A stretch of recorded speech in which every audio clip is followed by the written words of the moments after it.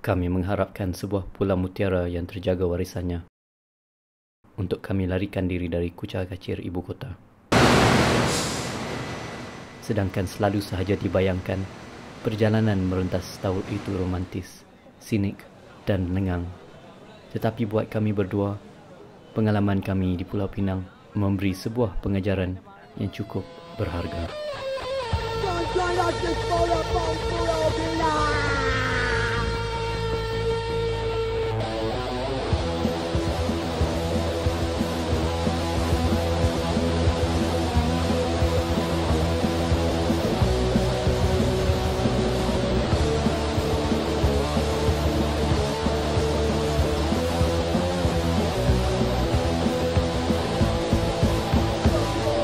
Dalam jeti berasa-rasa macam ferry ni sardin lah. Sampai sini. Ini je masuk. Nama ini je ada. Allah. Dia ni bodoh kot. Benda yang macam itu yang boleh diselesaikan depan mata pun tak dah settle kan. Jadi orang tak pernah naik ferry je ni. Tak. Untuk RM1.20 bagi berkata 2 jam. Bangang juga kan ya? Bangang juga lah. Tak masuk akal lah. RM1.20. Saya boleh taksi lah. Ha. Celaka tu. Bila kau last turun Pinang? Mana ada?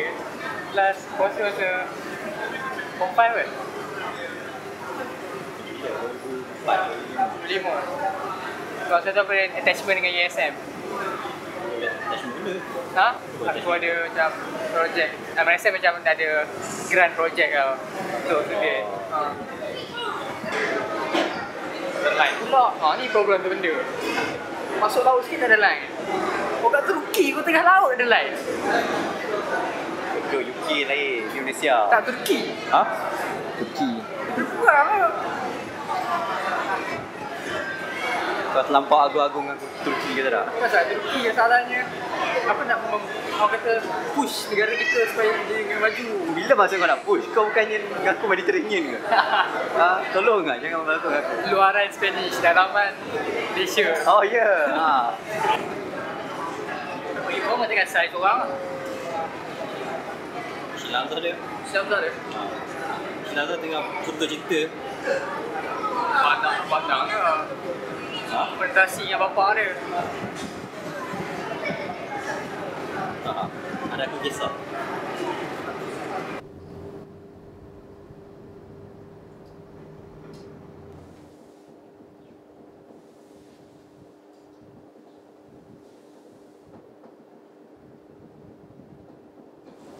Aku ingatkan yang hari tu aku duduk dekat Singapura kecil ini lagi 4 segi. Kecil gila. Singapura besar lagi? Adalah legroom sikit, boleh daripada pintu ke katil jalan 3-4 langkah apa semua. Kecil Malaysia ni. Faham tu. Dari tu pergi yang pergi Windsor Prom tu. Duduk kat townhouse ke apa? Motel lah. Dekat Nazi. Dengan Zina lama. Bapak besar gila. Dengan kitchenette apa semua. Ada kitchen. Ya memang. Seronok gila tu. Harga pun okey lah. Okey lah harga tu. Reasonable. Pinang ni adalah rupa-rupa macam Singapura sikit. Singapura yang kurang teratur. Sini apa Singapura? Nampak ke? Ni macam Ipoh apa? Feel dia lah. Pulau. Macam ni lah macam Ipoh. Ada bangunan lama sikit. Bangunan lama sikit-sikit. Itu bangunan yang 70-an. Dalam zaman Mahathir. Bangunan baru tak ada langsung. Ada tapi bukan sini kot. Ni semua macam heritage. Tapi Ipoh dia orang cerita dia orang nak musnahkan pekan tu. Nak clear kan.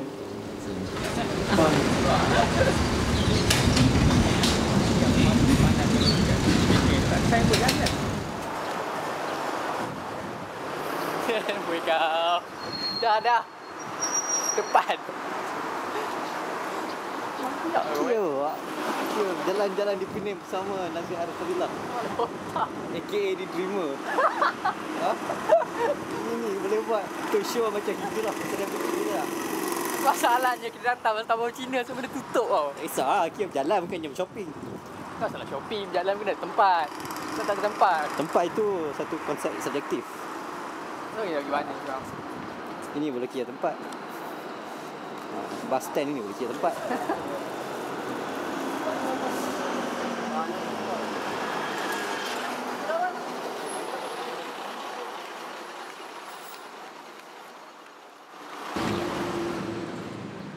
Warga Penang masih bercuti, merayakan tahun baru mereka, dan di tengah kota hanya tinggal kami bersama perantau-perantau ini.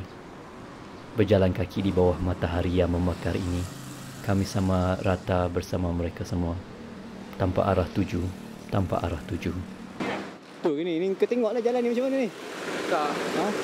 Straight, lepas tu jumpa lebuh cinta. Citra. Lebuh cinta lah pula.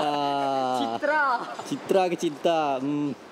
Ni susah jalan dengan dirimu Citra potong kiri. Kita jalan ni Penang ni jalan ni alam percintaan. Susah.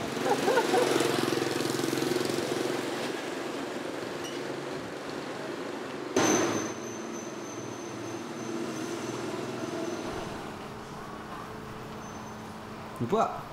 Open every day. Jalan Penang.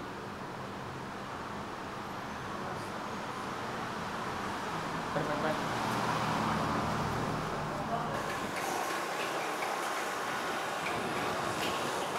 Ini dah.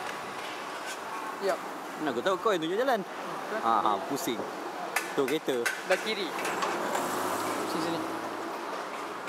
Lebuh cinta. Sesat. Jalan. Itu kata GPS aku yang masalah. Kau yang masalah sebenarnya. Tak. Jalan Penang. Pelik sikit.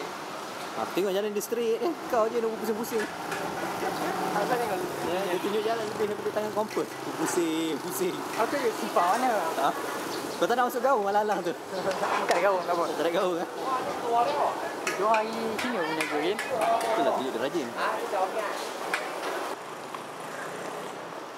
Apa ada bazar?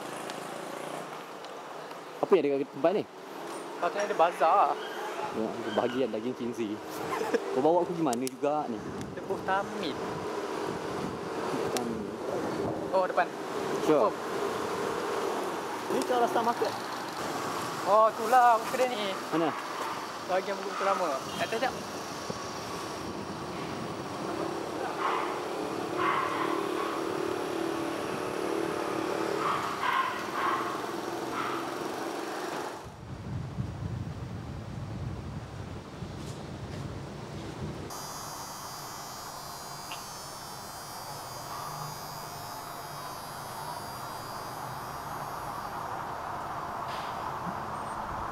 Apa title yang ada sini?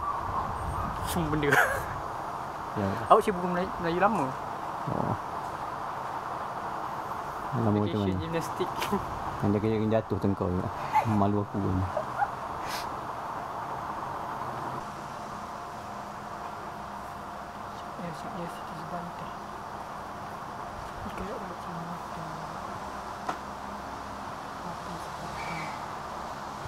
Ibuku tinggal, jangan menangis. Anak dan anak akan membawa nasibnya. Entahkan satu buku tu semuanya. Semua baik-baik pantun. puitis. Ha. Pantun. Tu sempah mahasiswa. Mana? Tadi? Semua suah. Ada tadi. Syair perahu, sajak, kadun, sumpah mahasiswa. 18 Mei di Dewan Universiti. Kami siswa pertama.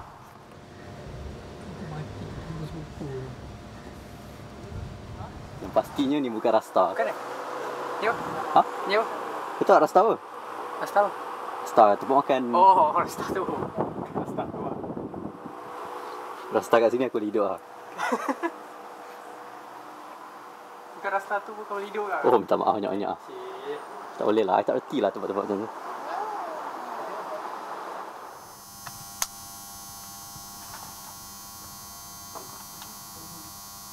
Itu apa lah?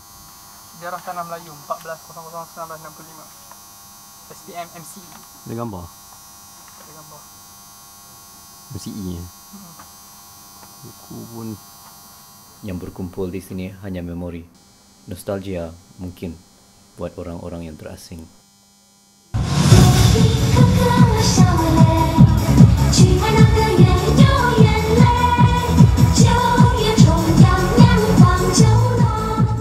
Inikah kemeriahan, lambakan warna, bunyian dan manusia, dibiayai syarikat, diraih menteri, malah Perdana Menteri. Di sini terhimpunnya momen-momen yang siap tersedia untuk di-Instagramkan, di-tweetkan, di-YouTubekan. Budaya yang telah siap diproses, yang jelas nilai hiburannya dengan hanya sekilas pandang. Nuhobo, are you ready for side? Sedangkan aku juga di sini bersama mereka. Biarkan sahaja saya laksanakan kerjanya.